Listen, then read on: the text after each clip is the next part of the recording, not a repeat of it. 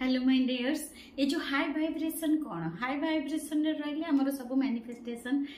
हो आम सब बेले सब प्रैक्टिस जो करूँ आम कहूँ आप हाई वाइब्रेशन रुहतु। हाई वाइब्रेशन आम पुणी केमी रही तो पुणी एफर्ट लगे पड़ो। आप गोटे आईएएस अफिसर होगा चाहते कि गोटे आप डॉक्टर होगा चाहते गोटे भल बिजनेसमैन होगा चाहते आप कौन कर भाविकी गोटे डर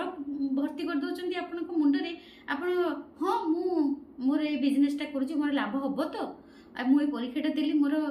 कौन परीक्षाटा मु सक्सेस मोर हम भल रिजल्ट हम तो माने जो क्वेश्चनटा करके आप जो डरी जाउछंती सेटा ही लो वाइब्रेशन। हाई वाइब्रेशन कौन हाई वाइब्रेशन माने आप ऑलरेडी माने पूरा सरेंडर करदेवे भगवान को ऊपर परमात्मा के पाखे पूरा सरेंडर करदेवे आ कहबे हाँ मो परीक्षा देछि मोर पास मोर हेई जाइछि।